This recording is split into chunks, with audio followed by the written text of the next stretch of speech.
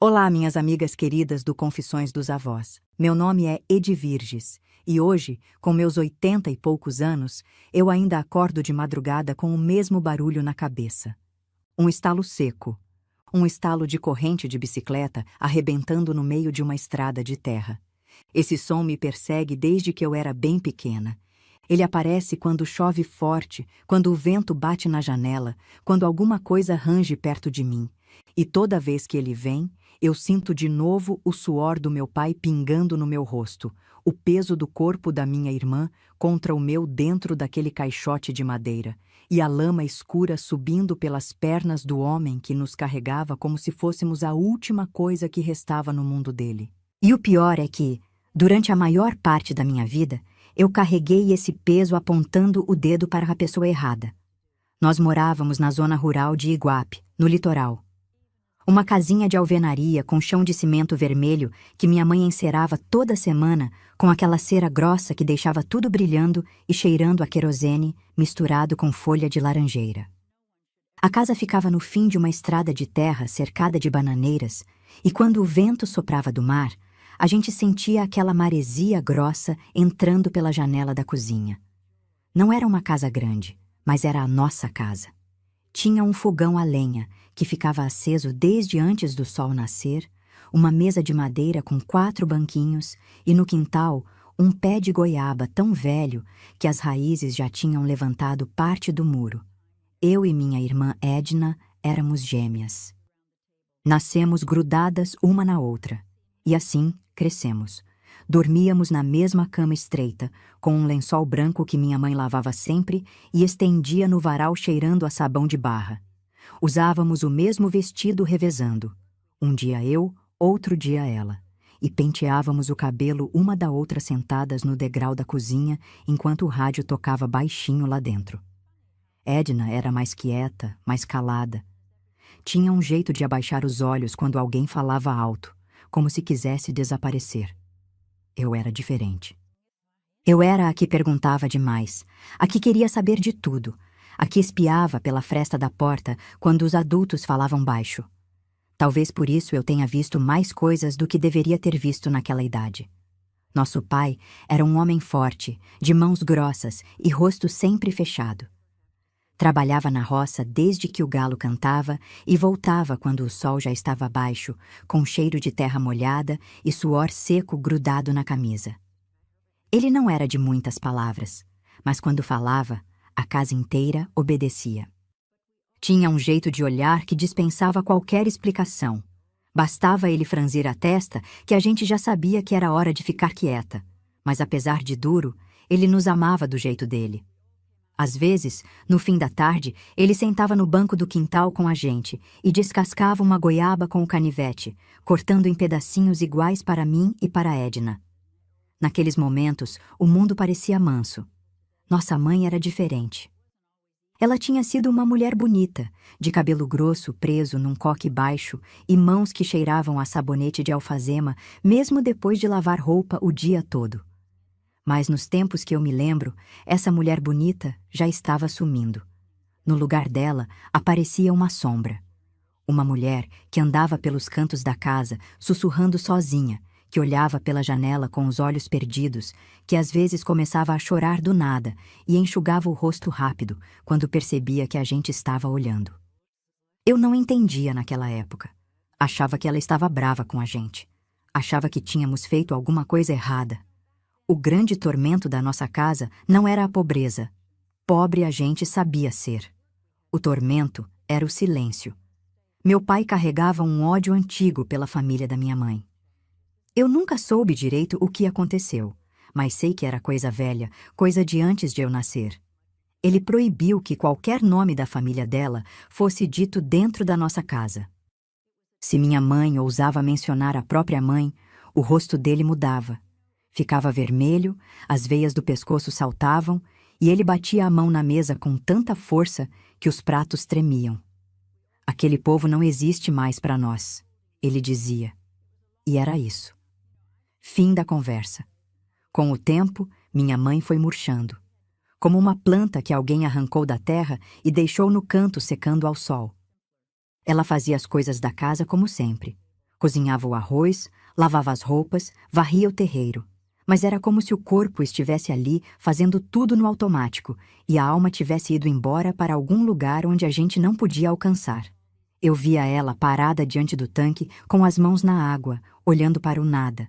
Via ela sentada na beira da cama à noite, com o terço enrolado nos dedos, mexendo os lábios sem som nenhum. E tinha as brigas que vinham do nada. Ela gritava com a gente por coisas pequenas. Um copo fora do lugar, uma sandália suja, a porta que bateu forte demais. Gritava com uma raiva que não combinava com o motivo. Hoje eu sei que a raiva não era da gente, era do mundo que a estava sufocando. Minha irmã Edna reagia ficando ainda mais quieta. Se encolhia no canto como um passarinho assustado. Mas eu reagia diferente. Eu ficava com raiva. Raiva da minha mãe por gritar, raiva do meu pai por ser duro. Raiva daquela casa que parecia uma panela de pressão prestes a estourar. Eu apertava os dentes e prometia para mim mesma que, quando crescesse, ia embora dali e nunca mais voltava. Promessa de menina que não entendia nada da vida. Mas o que eu não sabia, minhas amigas, o que eu levaria décadas para descobrir, é que por trás daquele silêncio todo, por trás das brigas e das lágrimas escondidas da minha mãe, havia um desespero que eu não era capaz de imaginar. Um desespero que ia mudar a nossa vida para sempre, de um jeito que até hoje me corta o coração só de lembrar. Porque minha mãe, aquela mulher que eu passei quase a vida inteira odiando, fez uma coisa que eu jurei que nunca ia perdoar. E eu carreguei esse ódio como quem carrega pedra no bolso. Me pesava, me curvava, me fazia tropeçar. Até o dia em que alguém me contou uma verdade que virou tudo de cabeça para baixo. Uma verdade que, se eu tivesse ouvido antes, teria mudado cada passo que dei nesta vida. Você que me escuta, deixa aqui o seu nome, que eu amo a companhia de cada uma de vocês. Para vocês entenderem o tamanho do que aconteceu, eu preciso contar como era a nossa vida antes de tudo desmoronar. Porque a gente só mede o tamanho da queda quando lembra da altura em que estava.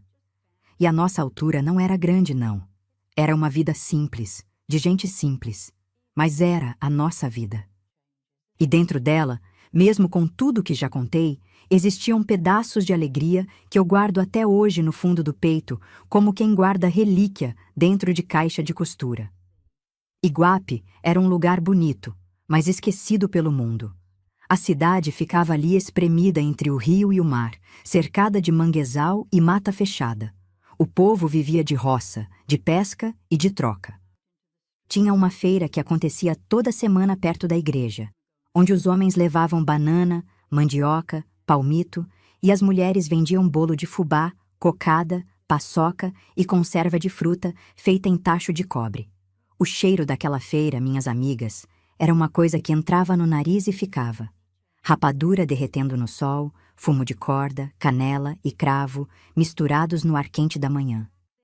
Eu e Edna íamos agarradas na saia da nossa mãe, olhando tudo com os olhos arregalados, querendo tocar em tudo, provar de tudo.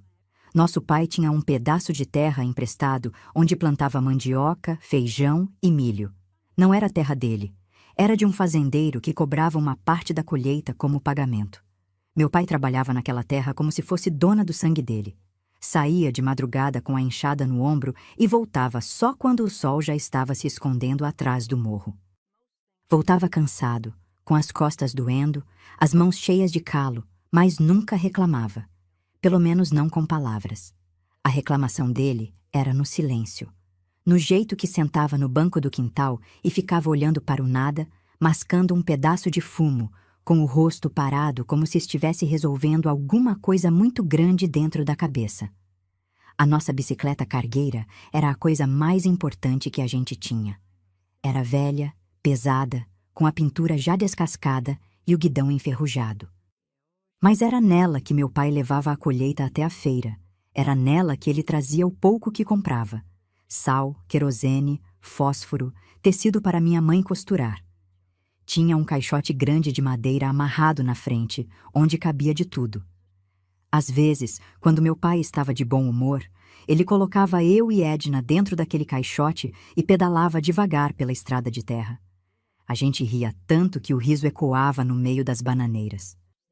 Edna agarrava a borda do caixote com as duas mãos, com os olhos fechados de medo e de felicidade ao mesmo tempo. E eu ficava de pé, segurando no ombro do meu pai, sentindo o vento quente no rosto e achando que aquilo era a melhor coisa do mundo. Minhas amigas, é engraçado como a gente só percebe a felicidade quando ela já foi embora. Naquela época, eu achava que a nossa vida era dura demais. Hoje, olhando para trás, eu daria qualquer coisa para voltar àquele caixote de madeira, sentir aquele vento, ouvir a risada da Edna e o barulho da corrente da bicicleta girando certinho, sem arrebentar, sem pressa, levando a gente para lugar nenhum e para todo lugar ao mesmo tempo. Nossa mãe, apesar de tudo que eu contei no começo, tinha seus momentos de doçura. Não eram muitos, mas eram verdadeiros. Ela sabia trançar nosso cabelo de um jeito que ninguém mais sabia. Um trançado apertado que durava a semana inteira e que ela enfeitava com fitinha de cetim que guardava numa lata de biscoito. Enquanto trançava, ela cantava baixinho. Não eram músicas que eu conhecia. Eram cantigas que ela trazia de algum lugar da memória dela. Cantigas que a mãe dela tinha ensinado. E era só nesses momentos que eu via o rosto dela relaxar. A testa desamarrava, os olhos paravam de fugir, e por alguns minutos ela era só uma mãe penteando as filhas com calma, com o cheiro de erva cidreira subindo do fogão. Mas esses momentos iam ficando cada vez mais raros, como um rio que vai secando devagar, tão devagar que a gente só percebe quando já virou terra rachada. Minha mãe ia perdendo aquela doçura aos poucos, e no lugar ia crescendo uma inquietação que eu não sabia dar nome. Ela começou a sair mais. Dizia que ia até a vizinha, mas demorava. Dizia que ia lavar roupa no rio, mas voltava com os olhos vermelhos e as roupas secas. Meu pai percebia. Eu sei que percebia, porque o silêncio dele ia ficando mais pesado, mais carregado, como nuvem escura que anuncia tempestade, mas não chove nunca. Tinha uma vizinha nossa, Dona Rosa, uma senhora viúva que morava sozinha numa casa ainda menor que a nossa. Dona Rosa era a única pessoa que minha mãe ainda procurava para conversar.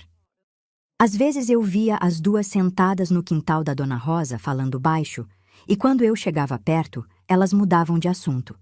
Eu ficava com raiva. Achava que estavam falando mal de mim, mas não era isso.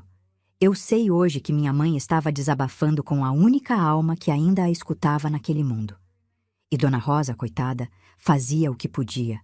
Escutava, balançava a cabeça e oferecia um chá de folha de pitanga que ela jurava que curava a tristeza. A escola ficava longe, quase 1 hora de caminhada por uma trilha no meio do mato. Eu e Edna íamos juntas, descalças, com os pés acostumados com a terra quente. Levávamos um caderno só para as duas e um lápis que a gente apontava com faca até virar um toquinho. A professora era uma moça da cidade que tinha vindo para Iguape, não sei porquê, e que olhava para a gente com uma mistura de pena e espanto. Eu gostava de estudar. Gostava de copiar as letras, de soletrar as palavras. Sentia que cada palavra que eu aprendia era um tijolinho que ia me construindo por dentro, me fazendo mais forte do que aquela casa frágil onde eu morava. Edna não gostava da escola. Ela ia porque eu ia. Fazia tudo o que eu fazia, como uma sombra fiel. E eu, sem saber, ia me acostumando a ser a forte das duas. A que puxava, a que decidia, a que enfrentava. Esse papel ia me custar caro no futuro, minhas amigas. Porque quem se acostuma a ser forte, esquece que também tem direito de chorar. E foi naquele tempo, naquela rotina que parecia que ia durar para sempre. A roça, a escola, o trançado no cabelo, o caixote da bicicleta, o silêncio do meu pai e as lágrimas escondidas da minha mãe, que a coisa começou a mudar de verdade, não de uma vez. Foi aos poucos, como o cupim que vai comendo a madeira por dentro sem ninguém ver. Até que um dia, a gente pisa no assoalho e o chão cede. E o chão da nossa casa estava prestes a ceder de um jeito que nenhuma de nós estava preparada para aguentar. A mudança na nossa casa não veio com grito, nem com estrondo. Veio no silêncio. naquele tipo de silêncio que pesa mais que qualquer palavra, que sufoca mais que fumaça, que entra pelos cantos e vai envenenando tudo devagar. E a primeira coisa que percebi foi o jeito da minha mãe olhar para a estrada. Antes, ela olhava pela janela da cozinha como quem olha para o nada, só por costume. Mas numa certa época, o olhar mudou. Ela começou a ficar parada na porta da frente, de manhã cedo, espiando a estrada de terra como se esperasse alguém. E quando passava uma caminhonete ou um carro, coisa rara por aquelas bandas, ela esticava o pescoço, apertava as mãos no avental e ficava acompanhando até o veículo sumir na curva. Depois voltava para dentro sem dizer nada, mas com o rosto diferente. Eu via. Eu sempre via. Meu pai também via. Tenho certeza disso. Porque naquela mesma época ele começou a voltar mais cedo da roça. Inventava desculpa. Dizia que o sol estava forte demais, que a ferramenta tinha quebrado, que precisava consertar o telhado. Mas a verdade era outra. Ele voltava para vigiar. Sentava naquele banco do quintal e ficava de olho na porta, no portão, na estrada. O canivete girando na mão, descascando um pedaço de pau sem propósito nenhum, só para manter as mãos ocupadas, enquanto a cabeça trabalhava. Dona Rosa aparecia mais vezes na nossa porta. Chegava com o pretexto de pedir uma xícara de farinha ou devolver uma vasilha. Mas eu percebia que ela e minha mãe trocavam olhares rápidos, cheios de significado, como duas pessoas que dividem um segredo pesado demais para carregar sozinha. Às vezes, quando meu pai estava longe, elas se trancavam no quarto dos fundos e eu ouvia o murmúrio abafado de vozes urgentes atrás da porta fina de compensado. Certa vez, encostei o ouvido na porta e ouvi minha mãe soluçando. Não era choro de tristeza comum. Era um choro de desespero, daqueles que saem do fundo da barriga e sacodem o corpo inteiro. E Dona Rosa repetia baixinho: "Tem que ter calma, tem que ter calma." Mas a voz dela também tremia. Foi nessa época que começaram a aparecer sinais que eu não sabia ler. Minha mãe passou a esconder coisas. Vi ela enrolando roupas nossas, minhas e da Edna, dentro de um lençol velho e empurrando para debaixo da cama. Quando perguntei o que era aquilo, ela disse que estava separando para lavar. Mas não eram roupas sujas, eram as melhores peças que a gente tinha. O vestido de ramagem que usávamos na missa, a sandalinha de couro que meu pai tinha comprado na feira, a camisola de algodão que Dona Rosa tinha costurado para nós. Coisas que a gente não lavava no meio da semana. Coisas que se guarda, que se protege. Edna não percebeu nada. Edna nunca percebia. Vivia no mundinho dela, quietinha, desenhando no chão de terra com um graveto, conversando sozinha com as galinhas do quintal, inventando histórias compridas para as bonecas de sabugo de milho que meu pai fazia para nós nas noites de chuva. Mas eu era diferente. Eu tinha aquele instinto danado de querer entender tudo, de juntar os pedaços, de farejar quando alguma coisa não estava certa. E naquela casa, nada mais estava certo. Certo dia, meu pai voltou da roça e encontrou minha mãe na cozinha com os olhos inchados. Ele parou na porta, olhou para ela e perguntou com aquela voz grossa que fazia a gente tremer: "O que foi?"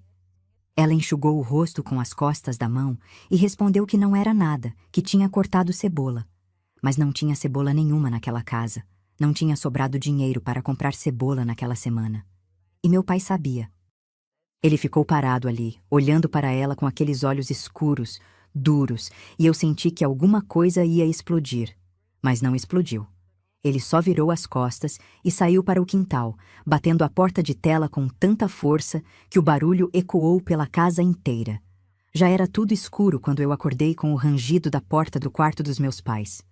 Era minha mãe saindo na ponta dos pés, devagar, tentando não fazer barulho.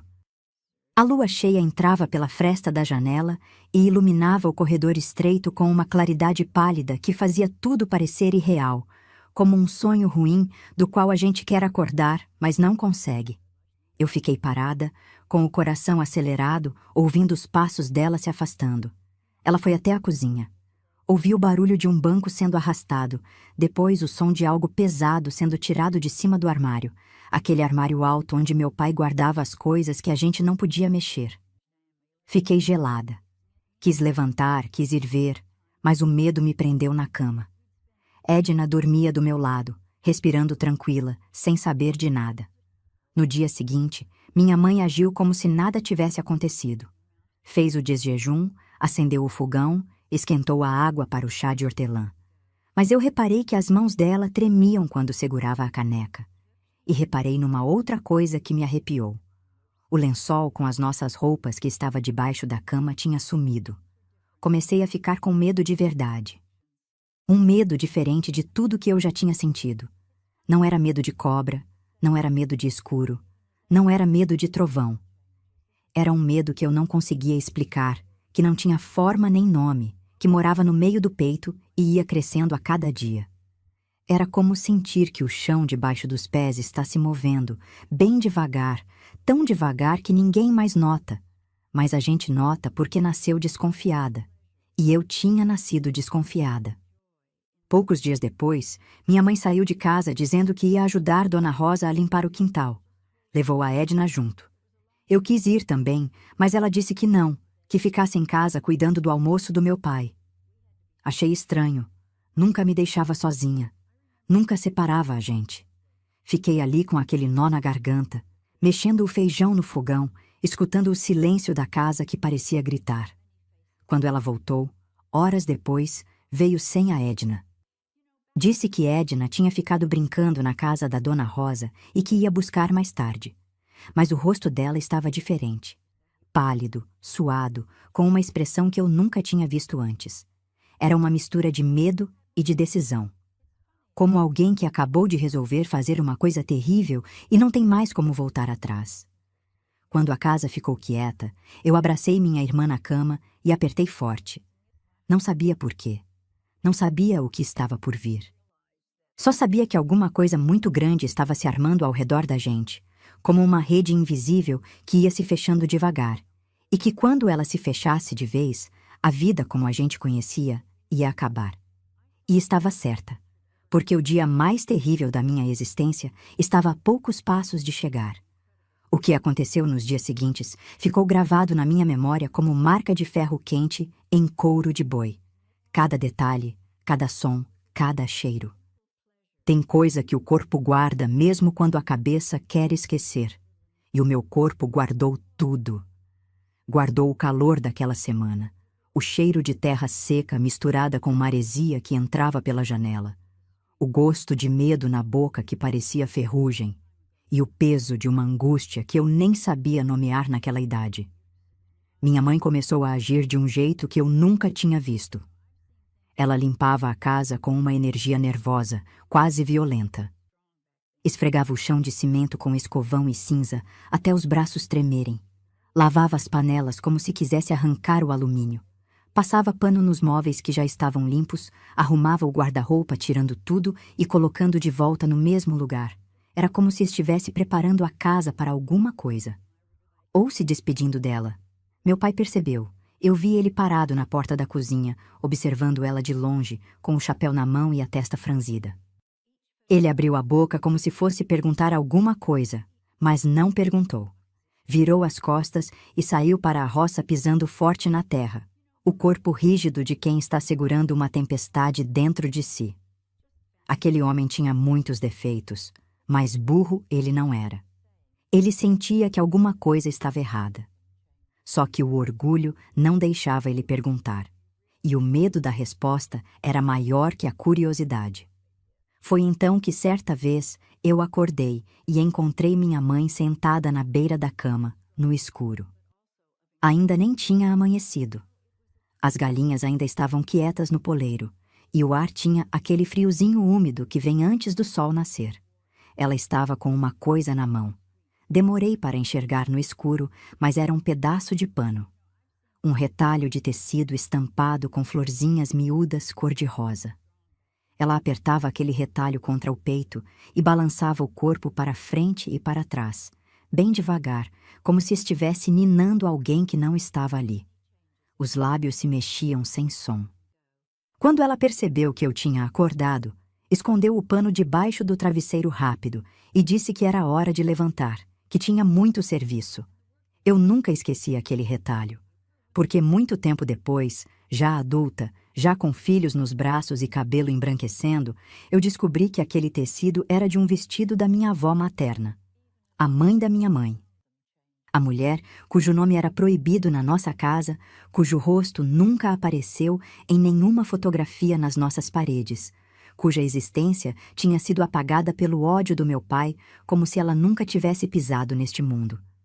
Minha mãe dormia abraçada, aquele pedaço de pano, como quem abraça a última lembrança de alguém que está perdendo. E eu, menina boba, achava que era maluquice. Naqueles dias, percebi também que minha mãe tinha emagrecido. O vestido que antes ajustava no corpo, agora pendia nos ombros como roupa pendurada em cabide. O rosto estava chupado, com olheiras fundas que pareciam manchas de terra roxa debaixo dos olhos. As mãos, que sempre foram firmes para amassar massa e torcer roupa no tanque, agora tremiam sem motivo. Ela comia pouco, só beliscava a comida no prato e empurrava o resto para a gente. Dizia que já tinha comido antes, que não estava com fome. Mentira. Eu ouvia a barriga dela roncar de noite, quando a casa ficava em silêncio. Aquela mulher estava se consumindo por dentro, queimando como pavio de vela, que ninguém percebe que está acabando até a chama se apagar. Certo dia, meu pai chegou da roça mais cedo que o normal. O sol ainda estava alto e forte, derretendo tudo, fazendo a terra soltar aquele vapor quente que embaçava o horizonte.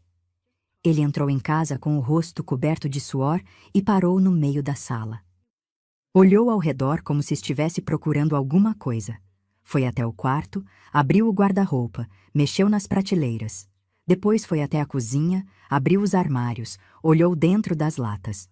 Minha mãe veio do quintal com a bacia de roupa na cabeça, e quando viu ele ali, mexendo nas coisas, ficou branca. A bacia quase escapou das mãos. "O que você está procurando?" ela perguntou, tentando parecer calma. Mas a voz saiu fina, trêmula, como corda de viola esticada demais.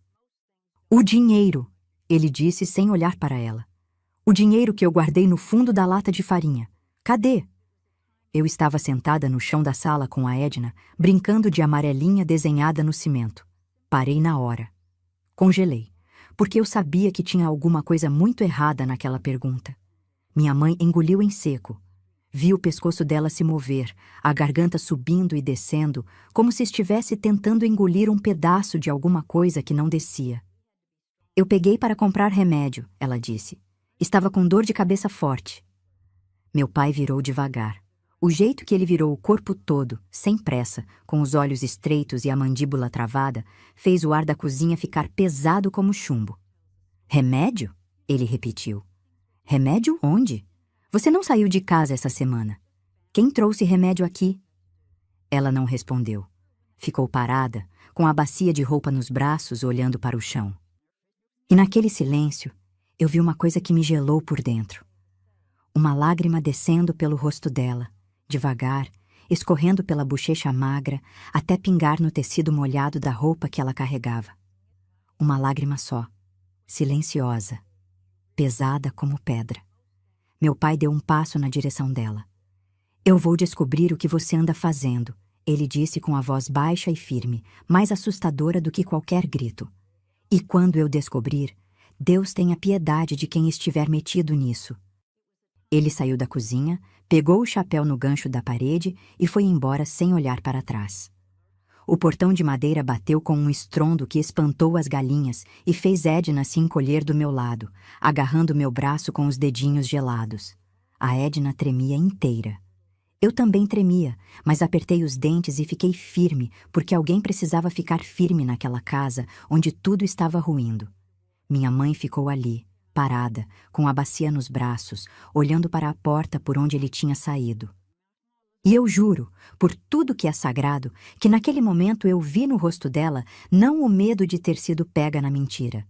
Vi o rosto de uma mulher encurralada. De uma mulher que sabia que o tempo estava acabando e que a decisão que ela tinha tomado já não podia mais ser desfeita.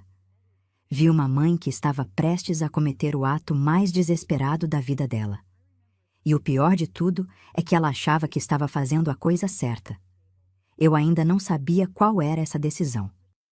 mas estava prestes a descobrir da pior maneira possível.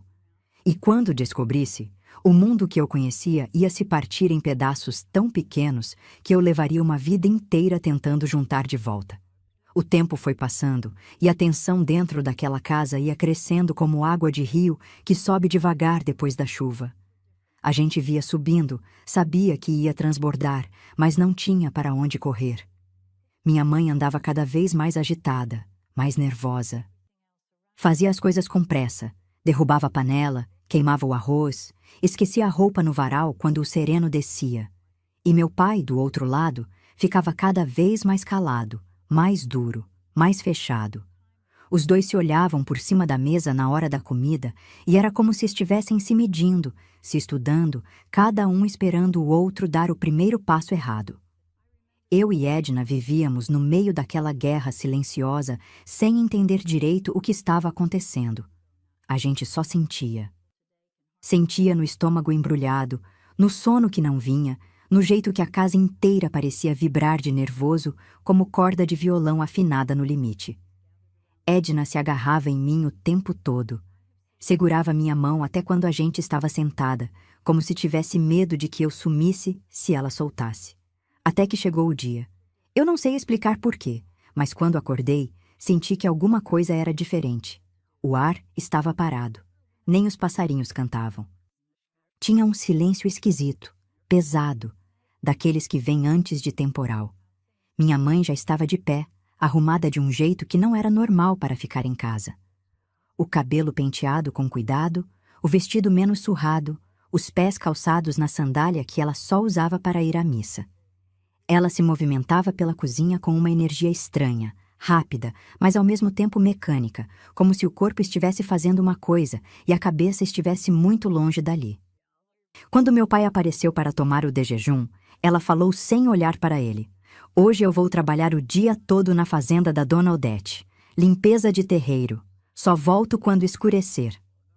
Meu pai mastigou devagar, olhou para ela de canto e não respondeu. Pegou o chapéu, a enxada e saiu pela porta dos fundos como fazia todo dia. Mas eu reparei que ele parou no portão e olhou para trás. Ficou ali parado uns instantes, com a mão no ferrolho, olhando para a casa como se estivesse fotografando aquela imagem na memória. Depois foi embora. Minha mãe esperou ele sumir na curva da estrada. Depois se virou para mim e para Edna, com um sorriso que não combinava com os olhos. Os olhos estavam vermelhos, molhados, mas a boca sorria. "Vocês fiquem quietinhas aqui dentro", ela disse. "Não saiam para o quintal. Não abram a porta para ninguém. Eu volto logo." E saiu. Mas não foi para fazenda nenhuma. Eu sei disso porque fiquei espiando pela fresta da janela e vi ela parada no portão, olhando para a estrada, esperando. Esperando com o corpo tenso e as mãos apertadas uma na outra, como quem faz uma prece desesperada. O vento quente levantava a poeira da estrada e balançava a barra do vestido dela. Ela olhava para um lado, olhava para o outro, e de vez em quando limpava o suor da testa com as costas da mão. Eu sentia que estava vendo algo proibido. Algo que não era para os meus olhos de menina. Mas não conseguia sair dali. Era como se os pés tivessem criado raiz no chão daquela cozinha. Não demorou muito. O barulho veio primeiro. Um ronco de motor que não era comum naquelas bandas. Depois apareceu a caminhonete. Grande, escura, com a carroceria coberta de lona. Parou na frente da nossa casa, levantando uma nuvem de poeira que cobriu tudo. Desceu um homem. Alto, gordo, de chapéu de couro e camisa clara. Eu nunca tinha visto aquele homem na vida. Ele olhava ao redor com cuidado, como quem confere se não tem ninguém por perto. Minha mãe foi até ele com passos rápidos. Os dois começaram a conversar, mas eu não conseguia ouvir as palavras. Só via os gestos. Ele apontando para dentro do carro, ela balançando a cabeça, as mãos se mexendo nervosas. Foi quando eu vi. O homem abriu a porta da caminhonete e tirou de dentro algo que fez meu sangue gelar. Era a nossa trouxa. O lençol com as nossas roupas que minha mãe tinha escondido e que eu achava que tinha sumido. Estava ali, dobrado com cuidado, dentro daquele carro de estranho. E junto, eu vi ele puxar do bolso do paletó um maço grosso de dinheiro e estender na direção da minha mãe. Eu não entendi na hora. Minha cabeça de menina não juntou as peças naquele instante. Mas o meu corpo entendeu antes da minha mente, porque eu comecei a tremer inteira, dos pés à cabeça, sem conseguir parar. Um frio subiu pela espinha e se espalhou pelo corpo como veneno. As pernas ficaram moles, a boca secou e uma vontade de gritar ficou presa na garganta sem sair. Edna, do meu lado, perguntou o que estava acontecendo, puxando meu vestido com os dedinhos. Eu tapei a boca dela e puxei para longe da janela, apertando ela contra o meu peito, sentindo o coração dela batendo tão forte quanto o meu. Foi nesse momento que o portão dos fundos rangeu. Meu pai. Ele tinha voltado. Alguma coisa, pressentimento, desconfiança, aquele sexto sentido que só pai e mãe têm quando os filhos estão em perigo, tinha feito ele largar a enxada no meio da roça e voltar antes da hora. Eu ouvi os passos dele no cascalho do quintal, pesados, apressados, e o coração parou. Ele entrou pelo quintal, deu a volta pela lateral da casa, e quando chegou na frente e viu a caminhonete, o homem, o dinheiro na mão da minha mãe e a trouxa de roupa no banco do carro, o rosto dele se transformou numa coisa que eu nunca vi antes e nunca mais quero ver. Não era raiva. Era além da raiva. Era o rosto de um animal ferido que descobre quem cravou a faca. Ele não gritou. Não disse uma palavra.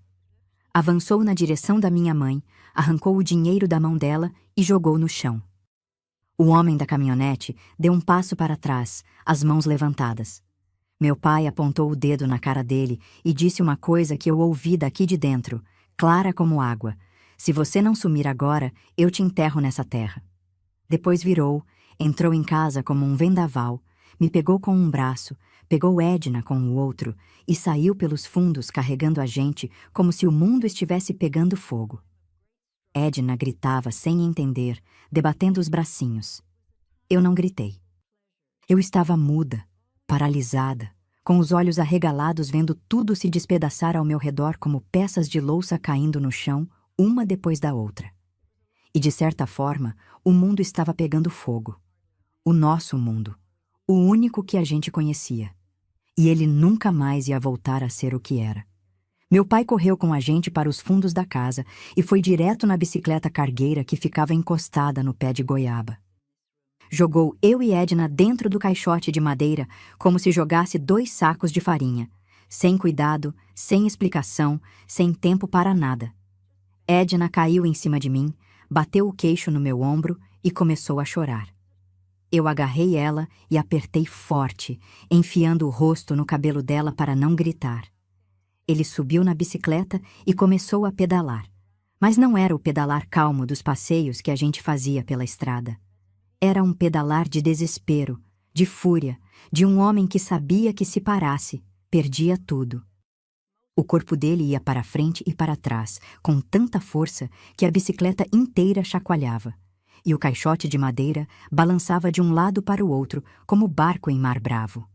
Eu segurava Edna com um braço e a borda do caixote com o outro, sentindo cada buraco da estrada nos ossos, cada pedra sacudindo a espinha, a poeira entrando no nariz e na boca e fazendo a gente tossir. A estrada de terra era estreita, cheia de sulcos cavados pela chuva e raízes que atravessavam de um lado ao outro. Meu pai desviava como podia, bufando, com o suor escorrendo do rosto e pingando em cima de nós. Eu olhava para cima e via o pescoço dele estufado, as veias saltadas, os dentes trincados de esforço. O peito dele chiava a cada respiração como fole de ferreiro velho. Foi quando eu ouvi o ronco do motor atrás. A caminhonete vinha subindo a estrada atrás da gente, levantando uma nuvem de poeira tão grossa que escurecia o ar. O barulho da buzina cortava o silêncio do mato como grito de bicho ferido. Edna enterrou o rosto no meu peito e tapou os ouvidos com as mãos. Eu quis tapar os meus também, mas não podia. Não conseguia parar de olhar para trás, vendo aquele monstro de metal vir se aproximando, engolindo a distância entre nós como cobra que rasteja atrás de passarinho. Meu pai pedalou mais forte. As pernas dele viraram máquina, subindo e descendo no pedal com uma velocidade que eu não achava possível para um homem daquele tamanho carregando 2 meninas num caixote de pau.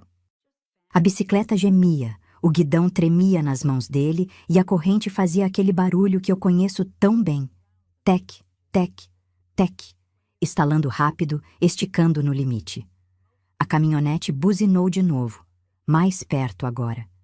Eu sentia o cheiro do motor, aquele cheiro de óleo queimado e gasolina que até hoje me embrulha o estômago. O homem gritava alguma coisa pela janela, mas o vento e a poeira engoliam as palavras. Meu pai não olhou para trás, nem uma vez.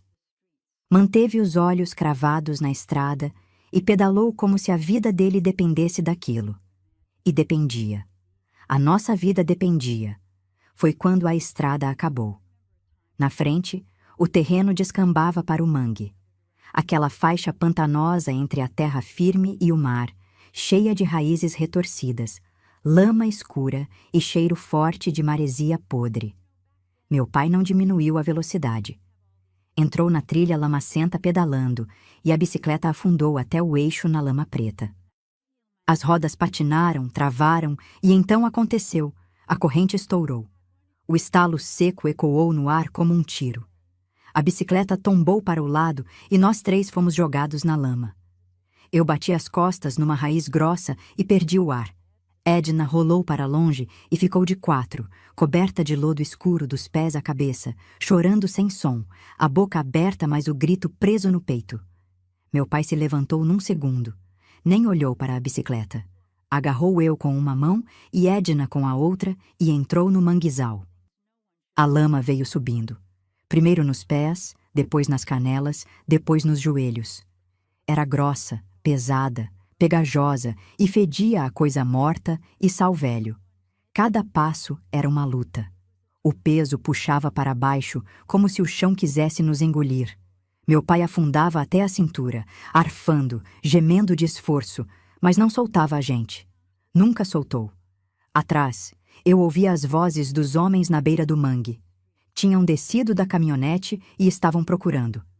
"Entra aí!" um gritou. "Ele não vai longe com as meninas." Outro respondeu algo que eu não entendi. O barulho de galhos quebrando indicava que pelo menos um estava tentando entrar no mangue atrás da gente. A água já batia no peito do meu pai. As raízes do mangue se cruzavam como grades de prisão, arranhando, cortando, prendendo. Edna chorava engasgada, cuspindo água salgada. Eu já não conseguia sentir as pernas de tanto frio e medo. Foi quando apareceu a mão. Surgiu do meio das raízes escuras como coisa de outro mundo. Uma mão preta de lama, grossa, calejada, com unhas quebradas e dedos fortes como raízes. Agarrou o braço do meu pai e puxou com uma força que nos arrastou para o lado, para dentro de um buraco fundo escondido entre as raízes maiores. Um esconderijo natural, coberto de lodo e folhas, onde a gente cabia agachado se ficasse bem junto. Era um catador de caranguejo. Um homem magro, de rosto curtido pelo sol e pelo sal, que conhecia cada palmo daquele mangue como conhecia as linhas da própria mão. Ele fez sinal para ficarmos em silêncio, o dedo nos lábios, os olhos arregalados de urgência, e nos empurrou para o fundo do buraco, cobrindo a abertura com galhos e lama. Ficamos ali, os 4, enfiados naquele buraco fétido, respirando devagar, ouvindo os passos dos homens passando por cima de nós. O coração batia tão forte que eu tinha certeza de que eles iam ouvir. Edna tremia nos braços do meu pai, que apertava a gente contra o peito com tanta força que eu sentia as costelas dele subindo e descendo. O catador ficou imóvel como pedra, os olhos fixos na fresta entre os galhos. Os homens passaram, voltaram, passaram de novo. Xingaram, chutaram lama, quebraram galhos. Eu ouvia a respiração pesada deles, o estalo dos passos na água rasa, as vozes abafadas discutindo entre si. O tempo parou. Eu não sei quanto ficamos ali. Parecia uma eternidade de medo e lama e escuro. até que o ronco do motor voltou, ficou mais fraco e sumiu na distância. O catador esperou mais. Só quando o silêncio engoliu tudo é que ele tirou os galhos da frente e nos ajudou a sair, um por um, daquele buraco que salvou a nossa vida. Estávamos vivos, mas a família que entrou naquele mangue não era a mesma que saiu. Se você chegou até aqui e ainda não se inscreveu nesse cantinho de emoções, se inscreva e deixa o seu apoio no nosso canal. Essa história ainda tem muita coisa guardada. Saímos daquele manguezal cobertos de lama da cabeça aos pés, fedendo a maresia podre e sal velho. O catador de caranguejo nos levou por uma trilha escondida entre as raízes até uma clareira onde tinha um barraco de palha e lona. Ali, ele lavou nossos rostos com água de um balde. Deu para a gente um pedaço de pão dormido e um caneco de água doce. Não perguntou nada. Não quis saber quem éramos, de onde vínhamos, por que estávamos fugindo.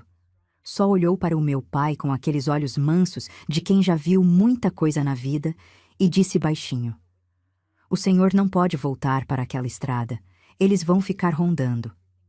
Meu pai assentiu com a cabeça sem dizer palavra. Estava sentado no chão, com os braços apoiados nos joelhos e o rosto enterrado entre as mãos. Os ombros dele tremiam. Eu achei que era frio, mas não era. Aquele homem que eu nunca tinha visto chorar na vida estava chorando ali, no chão de um barraco de catador de caranguejo, coberto de lama, com as duas filhas encolhidas do lado. E aquele choro silencioso me assustou mais do que toda a perseguição. Porque se meu pai estava chorando, então a coisa era pior do que eu imaginava. O catador arrumou um jeito de nos levar até a estação de trem mais próxima. Foi de canoa, pelo rio, remando devagar no escuro, com a gente deitada no fundo do barco, olhando para o céu. As estrelas estavam todas ali, brilhando como se nada tivesse acontecido, como se o mundo não tivesse acabado de virar do avesso. Edna dormiu encostada em mim, exausta de tanto chorar. Eu não dormi. Fiquei olhando para o rosto do meu pai, iluminado de vez em quando pela luz da lua que passava entre as nuvens, e tentando entender o que tinha acontecido com a nossa vida. Pegamos um trem que ia para o interior do Paraná. Meu pai tinha algum dinheiro escondido no forro do chapéu. Pouco, muito pouco, mas o bastante para as passagens e para não morrermos de fome nos primeiros dias. No trem, ele nos sentou perto da janela e ficou de pé no corredor, de costas para a gente, vigiando a porta como um cão de guarda que não descansa nem quando o perigo já passou. Eu olhava pela janela e via Iguape ficando para trás. As bananeiras, o manguezal, a estrada de terra, a casinha de cimento vermelho onde eu tinha nascido, tudo encolhendo até virar um pontinho e depois desaparecer. E junto com aquela paisagem, desapareceu a minha infância. Desapareceu a feira com cheiro de rapadura, o pé de goiaba do quintal, o caixote da bicicleta, o trançado no cabelo. Tudo ficou para trás naquele trilho. Chegamos a uma cidadezinha, no norte do Paraná, chamada que eu nem sabia que existia. Terra vermelha, cafezais por toda parte, gente de todo canto do país que tinha vindo tentar a vida na lavoura. Meu pai conseguiu trabalho numa fazenda grande, de um homem que precisava de braço para a colheita. Nos deram um quartinho nos fundos de um barracão, com chão de terra batida, uma cama só e um fogão de barro improvisado no canto. Era menos do que a gente tinha em Iguape. Mas meu pai olhou para aquele quartinho como se fosse um palácio, porque ali ninguém nos conhecia, ninguém sabia da nossa história e ninguém ia nos achar.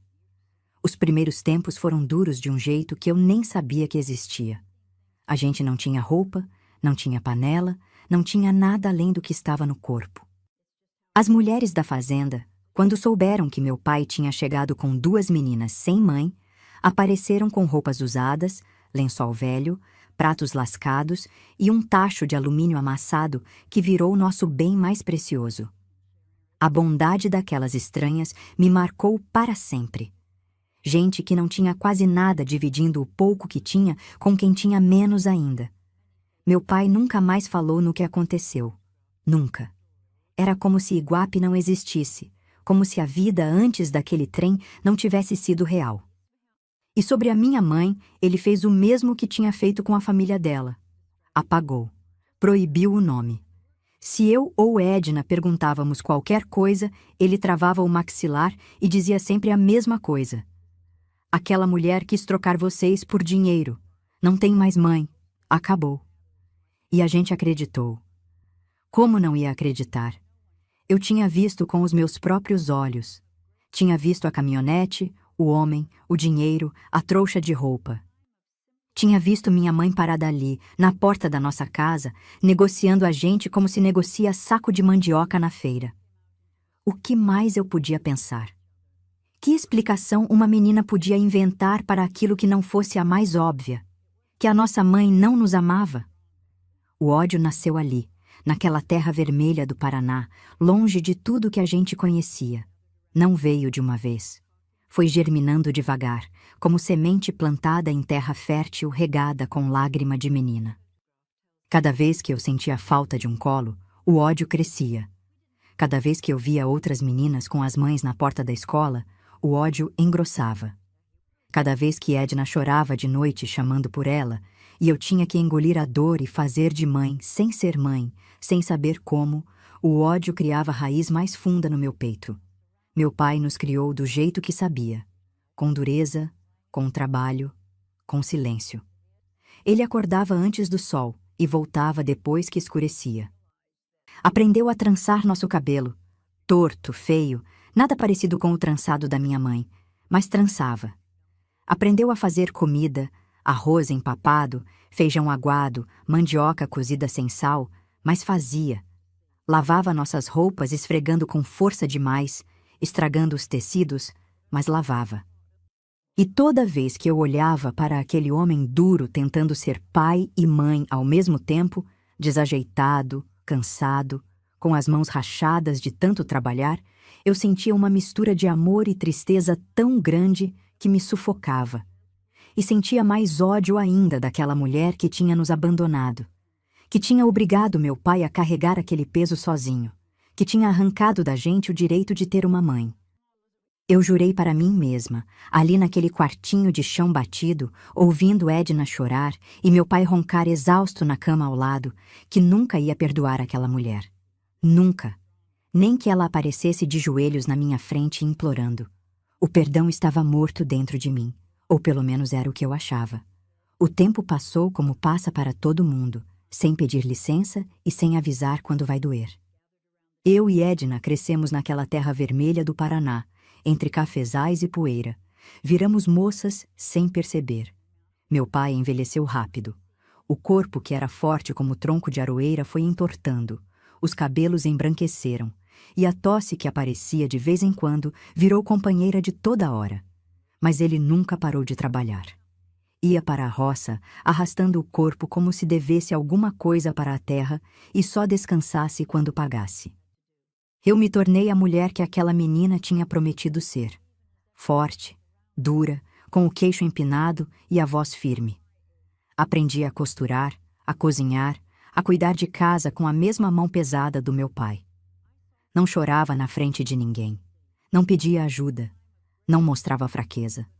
Por dentro, eu carregava aquele buraco no peito que a falta de mãe deixou, mas por fora eu era rocha. E quem olhasse para mim achava que eu era a mulher mais resolvida do mundo. Edna foi diferente. Minha irmã nunca conseguiu endurecer. Ficou frágil a vida inteira, com aquele jeitinho de passarinho assustado que já tinha desde pequena. Casou cedo com um rapaz da fazenda vizinha. Um moço calado chamado Joaquim, de mãos grandes e coração bom. E se agarrou nele como quem se agarra em tábua no meio de enchente. Edna precisava de alguém para se apoiar. Eu não, ou pelo menos achava que não. Conheci meu marido, Roberto, quando já era moça feita. Ele trabalhava no armazém da cidade e tinha um sorriso largo que desarmava qualquer pessoa. Era diferente do meu pai. Falava muito, ria alto, cantava enquanto pesava os sacos de arroz e empilhava as caixas. Quando ele me olhou pela primeira vez, eu senti uma coisa que não conhecia. Uma quentura no rosto, um aperto no estômago, uma vontade de ficar perto que me irritou profundamente. Eu não queria depender de ninguém. Não queria precisar de homem nenhum. Mas Roberto foi teimoso. Aparecia na porta da fazenda com flor do mato na mão, mandava recado por todo mundo e esperava eu passar na estrada só para dar boa tarde com aquele sorriso que eu fingia não gostar. Casamos com a bênção do meu pai, que olhou para Roberto de cima a baixo, apertou a mão dele com força e disse só uma coisa: "Cuida bem dela, porque se não cuidar, eu venho buscar." Roberto engoliu em seco, assentiu com a cabeça e cumpriu aquela promessa até o fim dos dias dele. Fomos morar numa casinha perto do armazém, com um quintal onde plantei pé de manga, hortelã e um canteiro de cravos que eu regava toda manhã. Pela primeira vez na vida, eu tinha um lugar que era meu de verdade. Paredes que eu pintei, cortinas que eu costurei, um fogão que eu escolhi. E mesmo assim, mesmo com tudo aquilo, tinha algo que faltava. Uma peça que eu não sabia encaixar. Tivemos 3 filhos, 2 meninos e uma menina. E foi quando a minha filha nasceu que o buraco no meu peito gritou mais alto do que nunca. Porque quando eu peguei aquela menina nos braços pela primeira vez, enrolada no pano, vermelha de tanto chorar, eu olhei para o rostinho dela e pensei na minha mãe. Pensei naquela mulher que tinha nos colocado no mundo, que tinha trançado nosso cabelo com fitinha de cetim, que cantava cantigas baixinho enquanto penteava a gente, e que depois nos vendeu como se a gente fosse bicho. E o ódio voltou com uma força que eu não esperava. Veio como onda que arrasta, que derruba, que puxa para o fundo. Eu segurava minha filha e chorava, e Roberto não entendia por quê. Achava que era emoção de mãe nova, mas não era. Era raiva. Raiva de quem me trouxe ao mundo e depois me descartou. Porque eu ali, segurando aquela menina recém-nascida, sabia no fundo da alma que eu seria capaz de morrer por ela. De passar fome, de vender tudo, de andar descalça pelo resto da vida, mas nunca, jamais, entregar um filho meu nas mãos de um estranho por dinheiro nenhum do mundo. E era isso que eu não conseguia perdoar. Não era o medo que senti naquele mangue. Não era a corrida na bicicleta, nem a lama, nem os homens gritando atrás. Era saber que a mulher que devia me amar mais do que tudo tinha colocado um preço na minha cabeça. Isso eu não perdoava. Isso eu jurei que ia levar para o túmulo. Roberto tentou falar comigo sobre isso algumas vezes. Ele era um homem bom, paciente, desses que sentam do lado e ficam ali quietos até a gente estar pronta para abrir a boca. Certa vez ele perguntou se eu não queria saber o que tinha acontecido com a minha mãe. Se ela ainda estava viva, se não valia a pena pelo menos ouvir o lado dela. Eu virei o rosto e respondi com uma frieza que até hoje me envergonha. Aquela mulher morreu para mim no dia que tentou me vender. Não me pergunte isso de novo. E ele nunca mais perguntou. Guardou aquilo no silêncio, do mesmo jeito que meu pai guardava as coisas.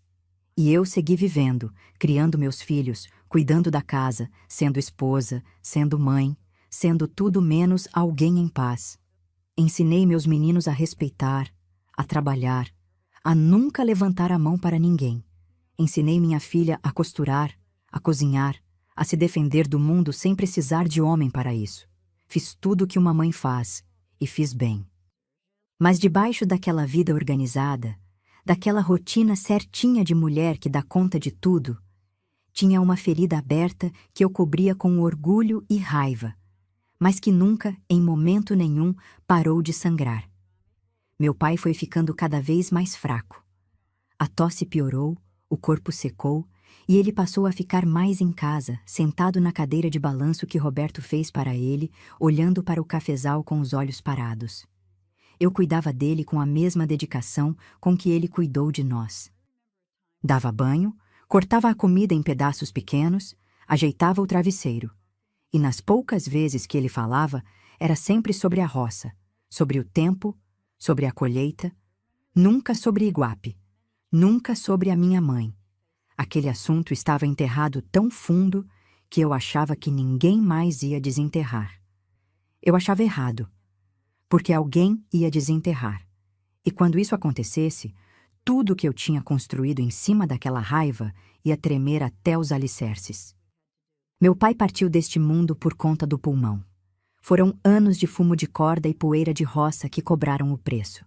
Foi ficando sem ar aos poucos, até que o corpo não aguentou mais. Eu estava do lado dele. Edna também. As duas filhas que ele salvou daquele manguezal, agora mulheres feitas, com cabelos já começando a branquear. Enterramos ele naquela terra vermelha que nos acolheu, debaixo de um pé de ipê amarelo que florescia todo ano e cobria o chão de pétalas como se fosse um tapete feito por Deus. Depois que ele se foi, ficou um vazio estranho na casa, no quintal, na mesa onde ele sentava sempre no mesmo lugar. Não era só saudade. Era como se a última parede que me protegia da minha própria história tivesse caído. Enquanto meu pai estava vivo, o assunto da minha mãe ficava trancado a 7 chaves, guardado naquele silêncio que ele impôs e que a gente obedeceu sem questionar. Mas com ele fora, o cadeado se soltou. E as perguntas que eu tinha empurrado para o fundo da gaveta começaram a bater na porta. Foi Edna quem recebeu a primeira notícia.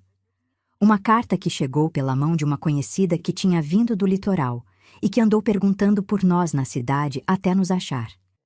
A carta era de uma tia nossa, irmã da nossa mãe, que a gente nem sabia que existia. Meu pai tinha apagado aquela família inteira da nossa vida com tanta eficiência que eu cresci achando que minha mãe não tinha ninguém no mundo. Mas tinha. Tinha uma irmã chamada Lourdes que passou anos procurando a gente, seguindo rastros, perguntando em cidade por cidade, batendo em porta de desconhecido, até descobrir onde estávamos. Edna me procurou com a carta na mão, tremendo. "Lê isso", ela disse, com os olhos já cheios de água. Eu peguei o papel e li. A letra era torta, de quem não tem costume de escrever, e a tinta tinha borrado em alguns pontos, como se quem escreveu tivesse chorado em cima das palavras. Tia Lourdes contava que a nossa mãe estava viva, que morava numa cidade pequena perto de Santos, que tinha passado a vida inteira tentando nos encontrar, que implorava, pelo amor de Deus e de tudo que é sagrado, para que a gente aceitasse pelo menos um encontro. Só um, para ela poder olhar nos nossos olhos e explicar o que aconteceu. Eu dobrei a carta, devolvi para Edna e disse: "Não." Disse com a mesma frieza que tinha dito para Roberto quando ele tocou no assunto. Disse com a voz firme, o queixo duro, os olhos secos. "Essa mulher não tem nada para me explicar. Eu vi o que eu vi. Não preciso ouvir desculpa de quem tentou me vender." Edna não insistiu naquele momento, mas a semente estava plantada. Nos dias seguintes, eu percebi que minha irmã andava diferente. Mais pensativa, mais calada que o normal, olhando para o nada com uma expressão que me lembrava, e como doía essa lembrança, o jeito da nossa mãe olhando pela janela da cozinha em Iguape. Edna estava sendo consumida pela mesma angústia. A diferença era que a angústia dela era de querer saber, e a minha era de querer esquecer. As cartas continuaram chegando. Tia Lourdes não desistiu. Escrevia com uma persistência que me irritava e me assustava ao mesmo tempo. Cada carta trazia um pedaço novo de informação que eu não queria ouvir. Que a nossa mãe tinha adoecido, que chorava todo dia pedindo a Deus para ver as filhas pelo menos uma vez antes de partir, que não comia direito, que emagreceu tanto que os vizinhos mal reconheciam, que guardava um retalho de vestido velho debaixo do travesseiro e dormia apertando contra o peito. Quando li essa parte, meu corpo inteiro gelou, porque eu lembrei daquela madrugada em Iguape, quando vi minha mãe balançando o corpo no escuro com um pedaço de pano estampado de florzinhas cor-de-rosa. O mesmo retalho. Depois de tanto tempo, ela ainda dormia com ele. Engolia aquela emoção como engolia todas as outras, com raiva. Amassava as cartas e jogava no lixo, mas Edna recolhia. Guardava todas numa caixa de sapato debaixo da cama, como um tesouro proibido. E eu sabia que minha irmã estava fraquejando, que a vontade de ver a nossa mãe estava ganhando da dor, e que mais cedo ou mais tarde ela ia me pedir para ir junto. E pediu. Veio até minha casa com os olhos vermelhos, a voz embargada, segurando aquela caixa de sapato cheia de cartas como quem segura um filho doente. Sentou na minha mesa de cozinha, Pôs a caixa entre nós duas e ficou em silêncio um tempo que pareceu durar uma eternidade. Eu sentia o peso daquele silêncio. Sabia o que ela ia dizer antes de abrir a boca. Edvirges, ela disse, e só pelo jeito que falou meu nome, devagar, com a voz quebrando no meio, eu já sabia o que vinha. Eu preciso ir. Eu preciso ver ela. Não consigo mais dormir, não consigo mais comer, não consigo mais viver com esse peso. Ela é nossa mãe.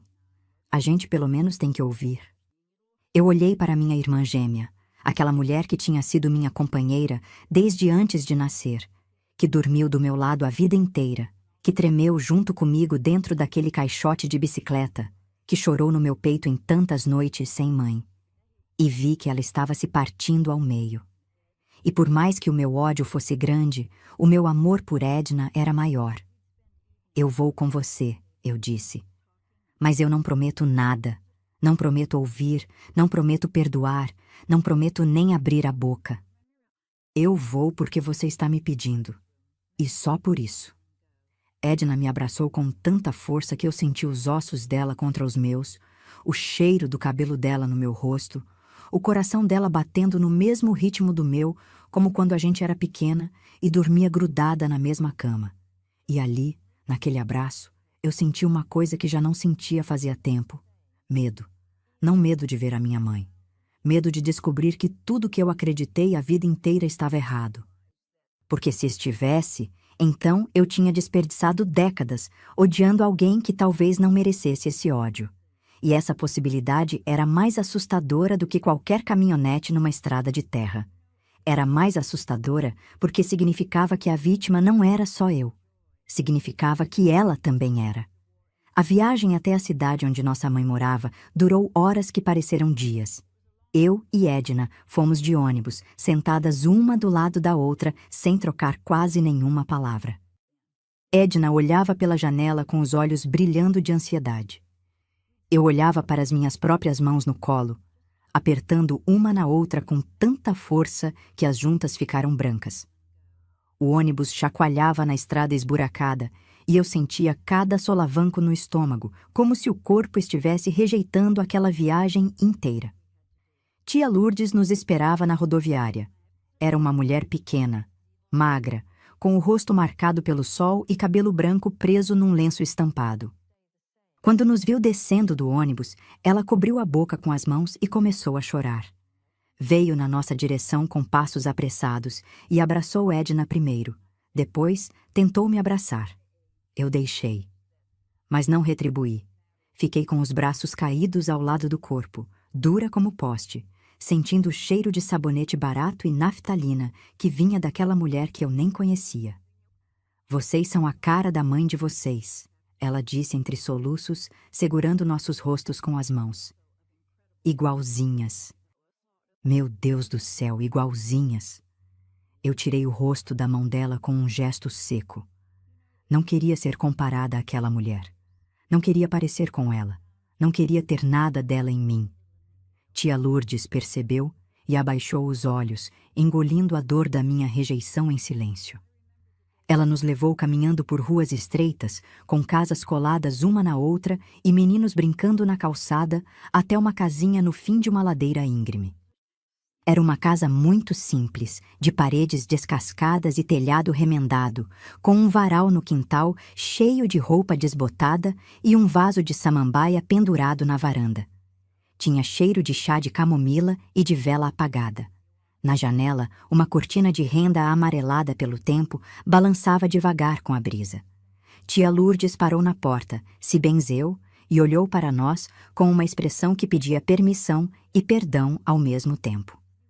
Ela está lá dentro, sussurrou com a voz falhando. Está esperando. Faz favor, tenham paciência com ela. Não está bem de saúde e está nervosa. Não dormiu desde que soube que vocês vinham. Edna entrou primeiro, sem hesitar, como se o corpo dela tivesse esperado aquele momento a vida inteira e não aguentasse mais um segundo. Eu fiquei na porta. Os pés travaram como se tivessem criado raiz no cimento daquela varanda. O coração batia tão forte que eu sentia a pulsação nos ouvidos, no pescoço, nas pontas dos dedos. O suor frio escorria pelas costas apesar do calor. Uma parte de mim queria correr dali, pegar o próximo ônibus e voltar para a minha vida, para a minha casa, para o meu ódio confortável que eu já conhecia tão bem e que de tão velho já parecia parte de mim. Mas os pés não se moviam. E lá de dentro eu ouvi um som que me atravessou como lâmina. O choro da minha mãe. Não era um choro qualquer. Era um lamento que vinha de um lugar tão fundo que parecia rasgar o ar. Um som de animal ferido, de mulher destroçada, de alguém que esperou tanto tempo por aquele momento que quando ele chegou, o corpo não aguentou o peso da emoção. Eu ouvi Edna chorando junto e ouvi a voz trêmula da minha mãe repetindo entre soluços: minhas filhas, minhas filhas, minhas filhas. Eu entrei. Ela estava sentada numa cadeira perto da janela, tão magra que o vestido de algodão florido parecia engolir o corpo. Os ombros eram 2 ossinhos apontando para cima debaixo do tecido. O cabelo, que eu lembrava grosso e escuro preso num coque, agora era fino e branco como fio de algodão, ralo, penteado com cuidado, como se ela tivesse se arrumado para nos receber. O rosto estava cheio de rugas, os olhos fundos dentro de olheiras escuras, as mãos no colo tremendo sem parar. No dedo, uma aliança fina que eu não lembrava de ter visto antes.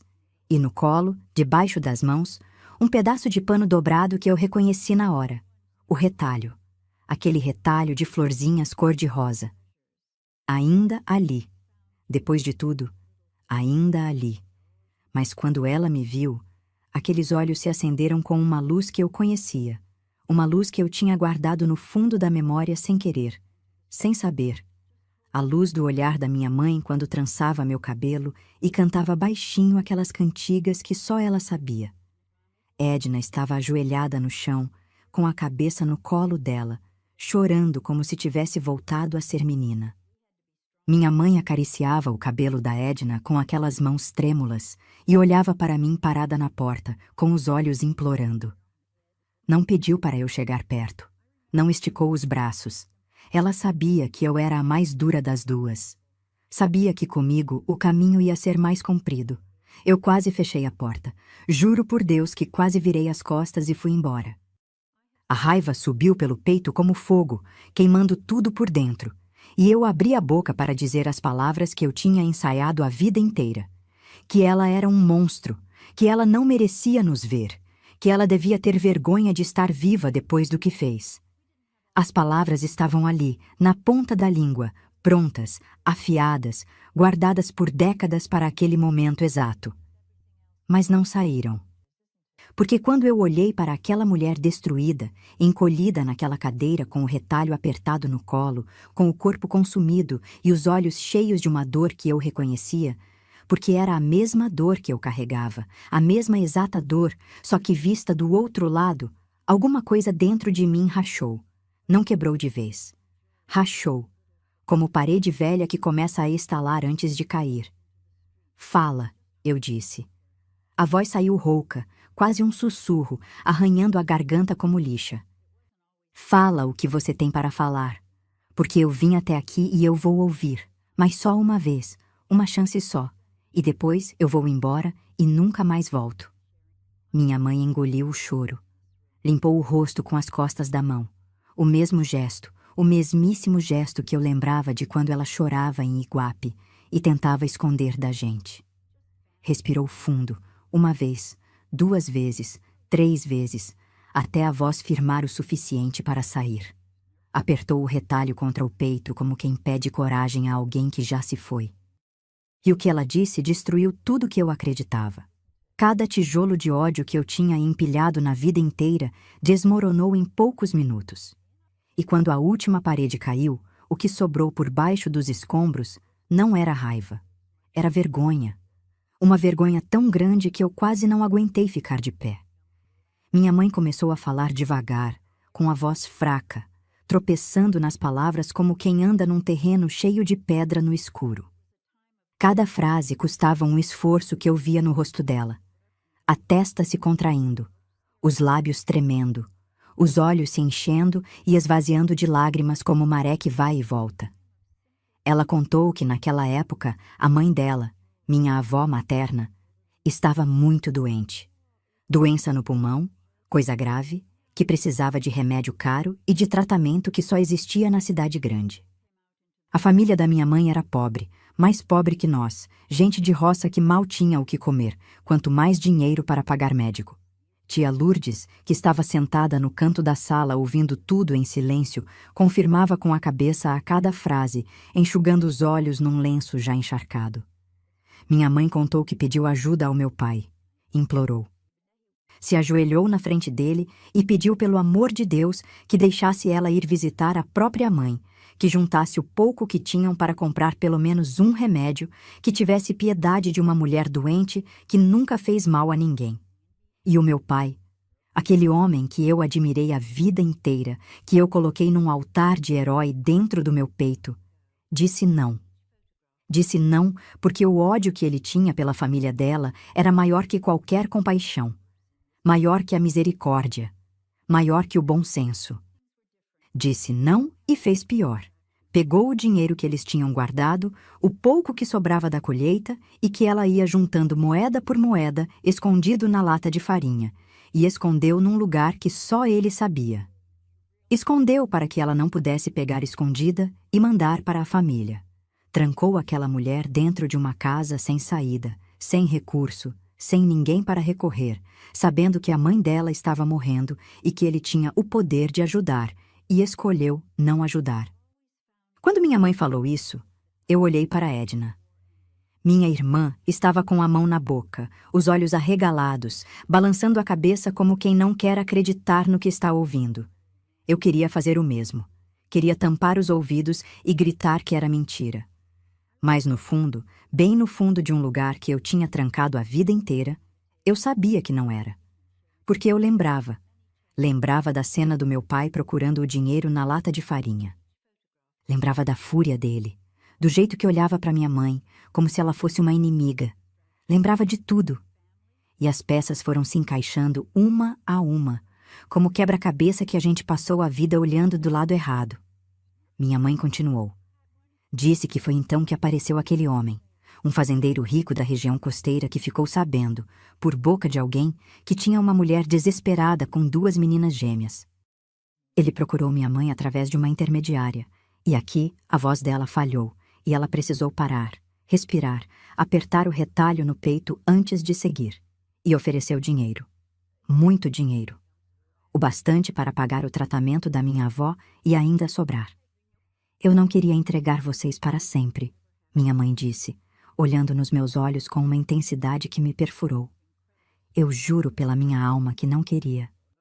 Ele disse que ia cuidar das meninas, que iam estudar, que iam ter comida, roupa, tudo que eu não podia dar. E eu ia trabalhar, juntar dinheiro e buscar vocês de volta. Era isso que eu acreditava. Era nisso que eu me agarrei para não enlouquecer. Ela parou. O choro veio com tanta força que o corpo inteiro sacudiu na cadeira. Tia Lourdes levantou e foi amparar ela, segurando os ombros magros como quem segura coisa que pode quebrar a qualquer momento. Edna soluçava no chão, com o rosto escondido nas mãos. E eu estava de pé no meio daquela sala, com o mundo girando ao meu redor, sentindo o chão sumir debaixo dos pés como areia que a onda puxa. Porque naquele momento eu entendi tudo. Cada cena da minha infância, que eu guardava como prova do crime da minha mãe, de repente mudou de significado diante dos meus olhos. Entendi o olhar da minha mãe na janela. Ela estava vigiando a estrada, esperando o homem que ia levar as filhas, morrendo por dentro a cada segundo. Entendi as roupas escondidas. Ela estava preparando uma mala para a gente, as melhores peças, para que as filhas dela chegassem arrumadas no lugar onde iam morar. Entendi o emagrecimento, o choro escondido, as brigas sem motivo. Era o desespero de uma mulher sendo esmagada entre 2 impossibilidades, entre perder a mãe e perder as filhas, sem ter como salvar as 2. E entendi o silêncio do meu pai. O jeito que ele fugiu sem perguntar nada, sem ouvir explicação, sem dar chance para ela falar. Ele sabia do desespero dela. Sabia que a mãe dela estava morrendo, sabia que ele próprio tinha escondido o dinheiro e fechado todas as portas. E quando viu a cena da caminhonete, em vez de parar e perguntar por quê, ele agarrou a gente e correu. Porque perguntar significava ouvir a resposta. E a resposta ia mostrar que ele não era o herói da história. Era o homem que empurrou uma mulher desesperada para o abismo e depois apontou o dedo para ela quando ela caiu. Eu sentei. As pernas cederam e eu sentei ali mesmo, no chão frio daquela sala, ao lado da minha irmã, olhando para uma mulher que eu odiei durante a maior parte da minha vida. E pela primeira vez, eu não vi um monstro.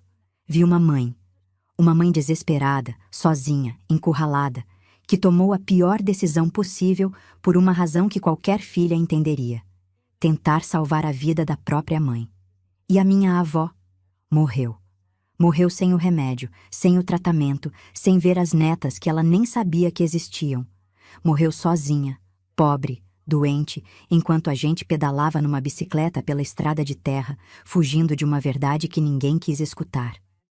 Aquela mulher que o meu pai proibiu de existir dentro da nossa casa, existiu, sim. Existiu, sofreu e partiu deste mundo sem que ninguém pudesse fazer nada por ela. E minha mãe carregou essa culpa como uma cruz nas costas pelo resto da vida. O chão que eu tinha construído debaixo dos meus pés durante décadas era feito de mentira. E agora eu estava ali, sentada nos escombros, sem saber o que fazer com tanto tempo perdido. Eu não sei quanto tempo fiquei sentada naquele chão. Pode ter sido minutos, pode ter sido horas. O tempo perdeu o sentido ali dentro daquela sala onde a minha vida inteira foi virada pelo avesso como roupa no tanque. Eu olhava para as minhas mãos e não reconhecia. Eram as mãos de uma mulher que passou décadas apontando o dedo para o lado errado. Mãos que se fecharam em punho de raiva contra alguém que merecia um abraço. Mãos que jogaram cartas no lixo sem ler até o fim. Mãos que afastaram a verdade porque a mentira era mais fácil de carregar. Edna foi a primeira a se levantar. Subiu do chão, se aproximou da nossa mãe e segurou o rosto dela com as duas mãos. Ficaram ali, testa com testa, chorando juntas, sem precisar de palavra nenhuma. O choro falava o que a boca não dava conta. E eu assistia aquilo do chão, com o peito rachado, querendo me mover, mas sem saber para onde. Foi minha mãe quem me olhou. Com aqueles olhos destruídos, lavados de tanto chorar, ela estendeu a mão na minha direção. Não disse nada. Não pediu. Só esticou aquela mão trêmula, magra, com os dedos abertos, e esperou. Do mesmo jeito que eu esperei a vida inteira por uma explicação, ela esperou ali por um gesto meu. Um gesto que podia curar ou condenar de vez. Eu olhei para aquela mão e vi nela as mãos que trançavam meu cabelo com fitinha de cetim, as mãos que cheiravam a sabonete de alfazema, as mãos que amassavam massa de bolo no tacho de cobre enquanto cantava cantigas que a mãe dela tinha ensinado. As mãos de uma filha que tentou salvar a própria mãe e perdeu tudo. As mãos de uma mulher que dormiu abraçada num retalho de vestido por uma vida inteira, porque era o único pedaço que restou de quem ela mais amava. Eu levantei do chão. Dei um passo, depois outro. As pernas tremiam, o corpo inteiro pesava como se eu estivesse carregando todos os anos de ódio nas costas. E quando peguei a mão dela, quando senti aqueles dedos frios e frágeis se fechando nos meus, com a pouca força que restava, foi como se uma represa estourasse dentro de mim. Tudo que eu tinha segurado, a raiva, a mágoa, o orgulho, a dor, o medo de estar errada, a vergonha de ter sido injusta, veio de uma vez, num choro tão violento que eu mal conseguia respirar. Eu caí de joelhos na frente daquela mulher e encostei a cabeça no colo dela, no mesmo colo onde eu deitava quando era pequena, e chorei como se tivesse voltado a ser a menina do caixote de bicicleta. Minha mãe pôs a mão na minha cabeça e começou a fazer carinho no meu cabelo. Devagar, com aqueles dedos fracos que mal tinham força para se fechar. E eu senti o toque dela no meu couro cabeludo e lembrei. Lembrei do trançado, da fitinha, do cheiro de erva cidreira, da voz cantando baixinho. Tudo voltou de uma vez, como enchente que derruba a porteira, e eu entendi que aquelas lembranças nunca tinham ido embora.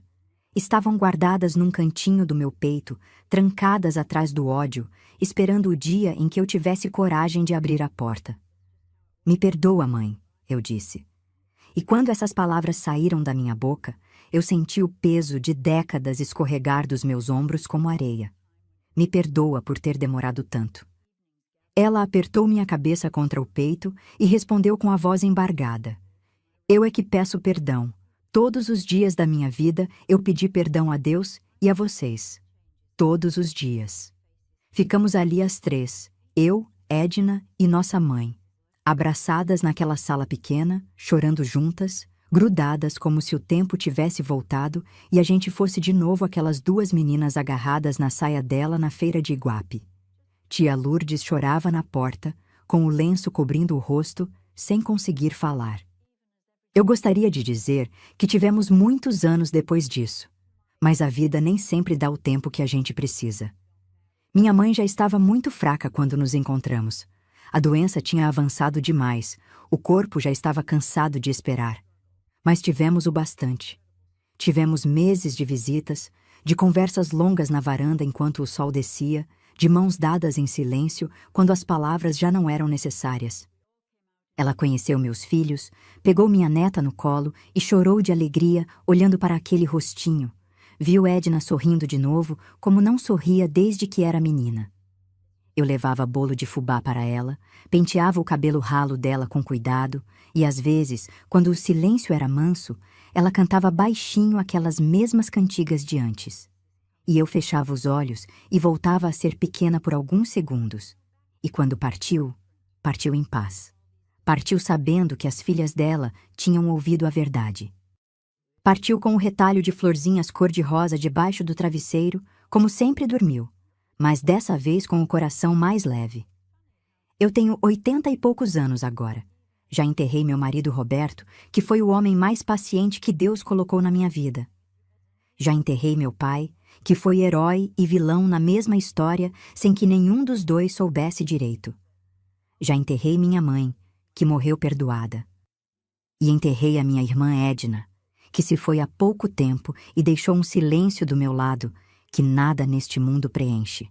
Mas eu estou aqui, sentada nesta cadeira, com as mãos no colo, contando essa história para vocês, porque eu aprendi uma coisa que custou caro demais para ficar guardada só comigo. A gente julga rápido, condena rápido, aponta o dedo e vira as costas sem dar chance para o outro falar. E às vezes, muitas vezes, a pessoa que a gente mais odeia é justamente a que mais precisava de um abraço. Eu perdi décadas odiando a mulher que mais me amou neste mundo. Décadas que eu podia ter passado ao lado dela, aprendendo as cantigas, ouvindo as histórias, deixando ela trançar o cabelo das minhas filhas. Esse tempo não volta, e essa é a parte que mais dói. Então eu peço a vocês, de coração aberto, se tem alguém na vida de vocês que fez alguma coisa que parece imperdoável, antes de fechar a porta, perguntem. Ouçam, porque atrás de todo ato que a gente não entende, pode existir uma dor que a gente nem imagina. E o perdão, quando chega a tempo, cura quem perdoa tanto quanto quem é perdoado. Me respondam com o coração. Vocês já tiveram que engolir um ódio muito antigo para conseguir ouvir a verdade e perdoar alguém que lhes fez mal? Deixem aqui nos comentários. Eu quero muito ler os relatos de cada uma de vocês. Obrigada por ficarem comigo até aqui. Essa história é minha, mas eu sei que ela mora no peito de muita gente. Se tocou o seu coração, compartilha com alguém que precisa ouvir isso. Um abraço apertado da sua amiga, Edvirges.